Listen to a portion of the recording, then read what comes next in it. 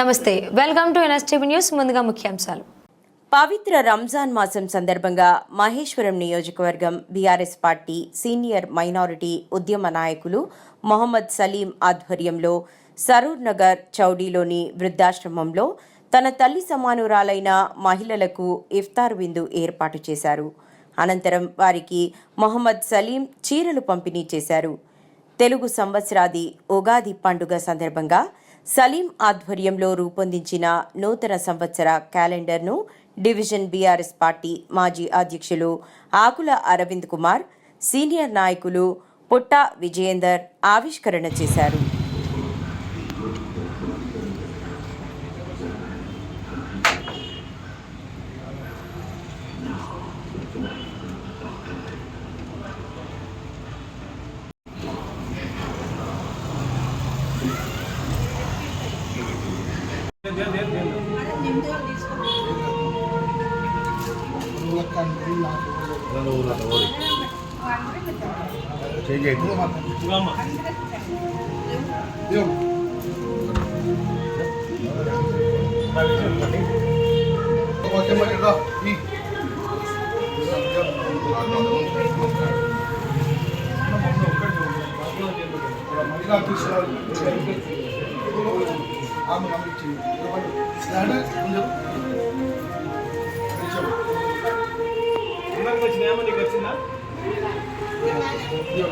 కూడా కొడచ్చు లోడ్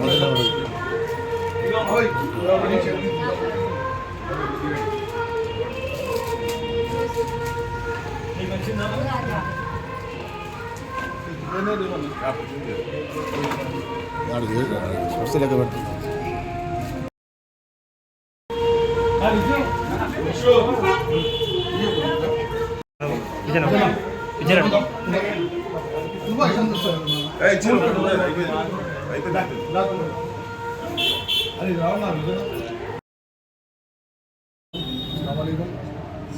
आज उगादी तो नया साल है, अपने भाइयों का, हिंदू भाइयों का बोलूँगा उगादी तो नया साल बोलते हैं वो हिसाब से।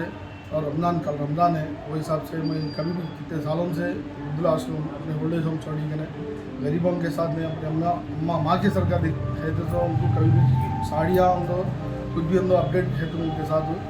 एक छोटी बात मैं क्या बोलना चाह रहा हूँ उनको, मेन बात हमारे समुदाय में जितने भी पार्टी के लोग आए, पार्टी के लोगों को बोल रही गंगा जमुना तहजीब के सरकार हम लोग मिलजुल के रमज़ान हम लोग को सा भी ईद हम लोग मिलजुल के करते हैं। शुक्रिया बहुत बहुत। और उगादी मेन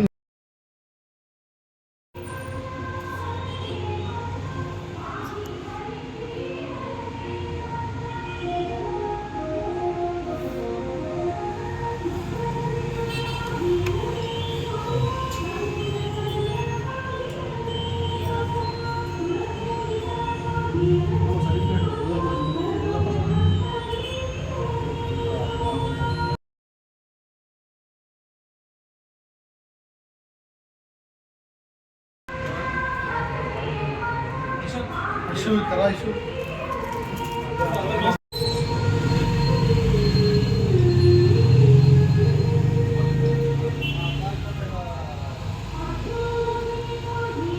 ఉగాది పండగ సందర్భంగా అందరికీ శుభాకాంక్షలు. అలాగే రేపు ఉదయం రంజాన్ స్టార్ట్, రంజాన్ పండగ కూడా అందరికీ శుభాకాంక్షలు తెలియజేస్తూ మరి ప్రతిసారి వృద్ధాశ్రమంలో పండ్లు కానీ ఫుడ్ కానీ రకరకాలుగా ఏదో ఒకటి ప్రొవైడ్ చేస్తూ వృద్ధుల వాళ్ళ నుంచి ఆశీర్వాదాలు పొందుతున్నటువంటి సలీం గారికి మరొకసారి శుభాకాంక్షలు తెలియజేస్తున్నాను. వారందరి ఆశీర్వాదాలు వాళ్ళ కుటుంబాలకు ఉండాలని, వాళ్ళు సంతోషంగా ఉండాలని మనస్ఫూర్తిగా కోరుకుంటున్నాను.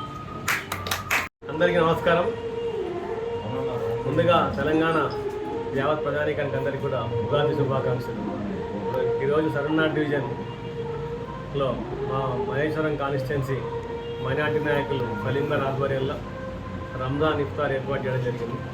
ఈ కార్యక్రమంలో మా అందరి బీఆర్ఎస్ పార్టీకి సంబంధించిన నాయకులు పుట్ట విజయేందర్ గారు, భాగ్యమ్మ గారు, శ్రీకాంత్ గారు, యశ్వంత్ రెడ్డి గారు, అభిలాష్ గారు, అందరికీ కూడా ముఖ్యమైన అందరు నాయకులు, స్థానికంగా ఉన్న నాయకులు మైనార్టీ అందరూ పాల్గొన్నారు.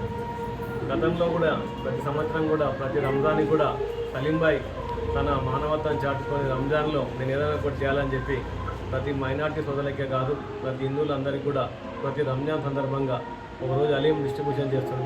మరో రోజు ఈరోజు ఈ రంజాన్లో భాగంలో ఈరోజు వాళ్ళ అమ్మగారి పేరు మీద వాళ్ళ అమ్మ మరణించి దాదాపు 2 ఏళ్ళు అయింది. కోవిడ్లో అనేకమైన సేవా కార్యక్రమాలు చేసింది.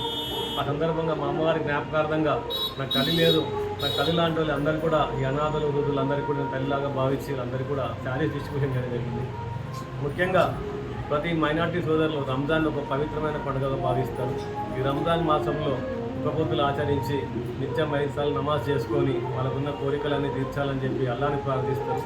ప్రతి రంజాన్ సందర్భంగా మా సలీం లాంటి అట్లా అనేక మంది చాలామంది ముస్లిం సోదరులు పేదవాళ్ళకు, పేద ముస్లింలకు, పేద హిందువులకు కూడా అన్ని రకాల కూడా ఏదో రకంగా మనము అల్లా చెప్పిన విధంగా అవన్నీ ఆచరించాలని చెప్పి ప్రతి సందర్భంలో అన్ని కూడా డిస్ట్రిబ్యూషన్ చేస్తారు.